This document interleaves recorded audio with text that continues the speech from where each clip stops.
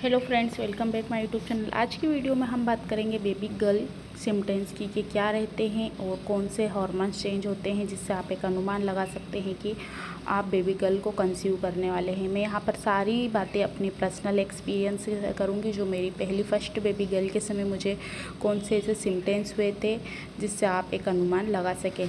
वैसे मैं यहाँ पर आपके अनुमान लगाने के लिए नहीं बता रही हूँ, मैं खुद के अपने एक्सपीरियंस शेयर कर रही हूँ। आप एक मिलान कर सकते हैं आपकी बॉडी के अंदर कौन कौन से चेंजेस होते हैं।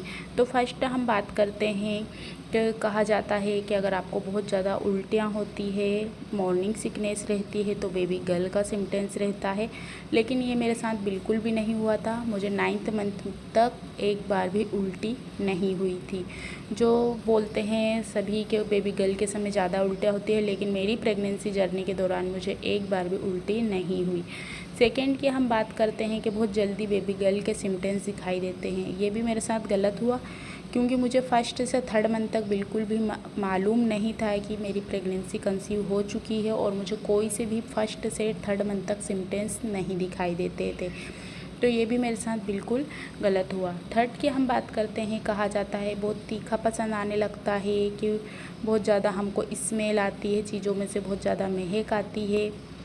ये सिम्टम्स भी मुझे नहीं हुआ था, क्योंकि मुझे मेरे बेबी बॉय के समय ऐसे सिम्टम्स होते थे। दोनों बेटों के समय, मुझे बेबी गर्ल के समय ऐसा कोई सा भी सिम्टम्स नहीं हुआ था। साथ ही कहा जाता है बहुत ज़्यादा थकान लगना, बहुत ज़्यादा आपका काम का मन नहीं करता है, बेबी गर्ल होने वाली रहती है, क्योंकि लड़कियां होती हैं तो जो हार्मोन्स हैं वो तेज़ी से रिलीज़ होने लगते हैं। लेकिन ये भी बिल्कुल गलत।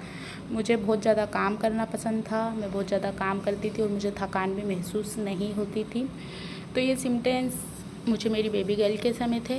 लेकिन ज़रूर नहीं आपको थकान महसूस नहीं हो तो आपको काम नहीं करना है। हल्का फुल्का आपका जो डेली वर्क वाले रूटीन वाले काम रहते हैं आप वो करिए, क्योंकि इससे आपकी मांसपेशियां लचीली रहती हैं और साथ ही अकड़न नहीं होती है शरीर में। तो थोड़ा बहुत कर सकते हैं आप, इसमें ज़्यादा रेस्ट करने की भी ज़रूरत नहीं है, क्योंकि आप जितना मूवमेंट करते हैं आप उतना हिलते हैं, बच्चा भी टमी के अंदर उतनी ही मूवमेंट करता है।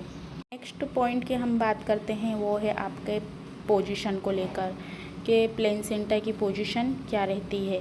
मुझे मेरे जो बेबी गर्ल होने वाली थी, जब मुझे जो पोजीशन थी वो एंटेरियर थी। मैंने 2 बार ही अल्ट्रासाउंड करवाई थी, दोनों बार में मुझे जो पोजीशन आई वो एंटेरियर ही आई है। कहा जाता है आपको अगर एंटेरियर आती है तो बेबी बॉय होता है, लेकिन ये वाला सिम्टम्स भी मेरे साथ गलत था, क्योंकि बेबी गर्ल हो या बेबी बॉय आपकी बॉडी के ऊपर डिपेंड करता है। आपका ओव्यूलेशन के समय के थ्रू बच्चा कौन सी ओवरी यानी राइट ओवरी या लेफ्ट ओवरी में शिफ्ट होता है, तो उस पर ही डिपेंड करता है कि बच्चा किधर पोजीशन में फिक्स हुआ है।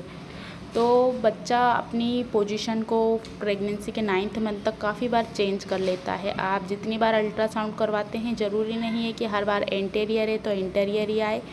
पोजीशन चेंज हो सकती है, पोस्टेरियर भी आ सकती है, फंडल भी आ सकती है, लेकिन ये भी ज़रूरी नहीं है कि बेबी पोजीशन चेंज ही करे। हो सकता है एक ही जगह फिक्स रहे, एंटेरियर है तो एंटेरियर ही आए, जैसे मेरी अल्ट्रासाउंड में आई है।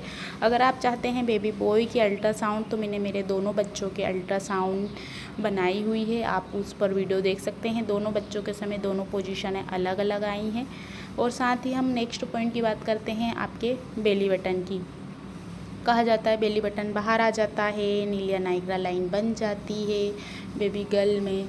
तो देखिए इस समय मुझे बेबी गर्ल के समय कोई लीनिया नाइग्रा लाइन नहीं बनी थी, कोई नाभि बटन बाहर की तरफ फूल कर नहीं आया था।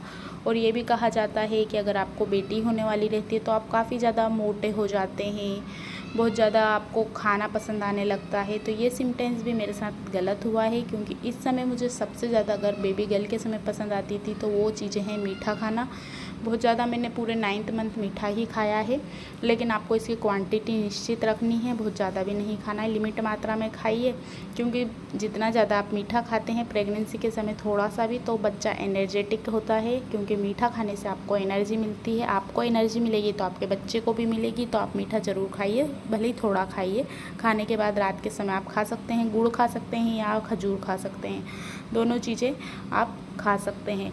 और साथ में हम बात करते हैं पेट के आकार की। तो कहा जाता है आपका पेट बहुत कम दिखाई देने लगता है, आप दुबले पतले रहते हैं, क्योंकि बच्चा बेटा होने वाला रहता है तो आप काफ़ी सूखा जाते हैं। बिल्कुल गलत। जब मुझे बेबी गर्ल होने वाली थी तो मेरा पेट का जो शेप था वो बहुत कम था, और साथ ही मैं बहुत ज़्यादा दुबली पतली थी, मेरा ज़्यादा वेट भी नहीं था।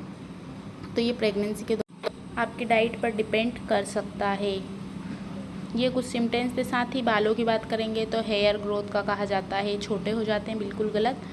बेबी गर्ल होने वाली रहती है तो कभी कभी हेयर की ग्रोथ कम रहती है, लेकिन मैं जहाँ तक जानती हूँ इसका सीधा कनेक्शन आपके खाने पीने से है। अगर आप बहुत ज़्यादा प्रोटीन वाली चीज़ें लेते हैं, बहुत ज़्यादा अच्छी डाइट लेते हैं, तो हो सकता है कि आपकी जो हेयर की ग्रोथ है वो काफ़ी लंबी होगी, अच्छी होगी। साथ ही हम बात करते हैं खाने की। बहुत कम भूख लगती थी, कहा जाता है बेबी गर्ल में बहुत ज़्यादा आपको खाना पसंद आने लगता है या आप बहुत ज़्यादा पकवान खाने लगते हैं, बार बार भूख लगने लगती है, लेकिन ये बिल्कुल गलत है। मेरे साथ हुआ था क्योंकि मुझे बहुत कम भूख लगती थी और मेरी डाइट भी काफ़ी कम थी, इसलिए जो स्किन में चेंजेस आते हैं, जैसे कहा जाता है अगर आपको बेटा होने वाला है या बेटी होने वाली है तो स्किन में बहुत ज़्यादा पिंपल्स आ जाते हैं। तो ये वाला जो सिम्टम्स है ये कहीं ना कहीं जो सारी महिलाएं कहती हैं कि पिंपल्स होते हैं बेबी गर्ल में, तो ये मेरे साथ सही हुआ है। क्योंकि बहुत ज़्यादा जो कलर है आपका डार्क हो जाता है, आपकी स्किन काफ़ी ड्राई हो जाती है, डलनेस हो जाती है, डार्क आपको दिखाई दे सकती है, जो मेरे साथ बिल्कुल सही हुआ है। जो दादी नानी कहती हैं पिंपल्स हो जाते हैं तो बेबी गर्ल का सिम्टम्स है, तो ये उनके कहे अनुसार बिल्कुल सही निकला। सेकेंड नेक्स्ट की हम बात करते हैं वो है हाथों में पैरों में खुजली आना। तो मेरे हाथों के जो पाम है उसमें बहुत ज़्यादा इचिंग होती थी, खुजली आती थी, पैरों के तलवे में बहुत ज़्यादा खुजली आना, इचिंग होना, ये सिम्टम्स भी बिल्कुल सही बैठा है। नींद की बात करते हैं तो मुझे नींद बिल्कुल भी नहीं आती थी बेबी गर्ल के समय, क्योंकि मुझे ज़्यादा आराम करती थी तो बिल्कुल लेटे हुए रहना पड़ता था, लेकिन मुझे नींद नहीं आती थी। बात करेंगे पेट के आकार की। पेट अगर आपका छोटा है तो हो सकता है बेबी गर्ल का सिम्टम्स हो, क्योंकि ये मेरे साथ बिल्कुल सही हुआ है कि पेट का आकार ज़्यादा दिखता नहीं था। काफ़ी ऐसे सिम्टम्स मुझे बेबी गर्ल के समय था। आज की वीडियो में बस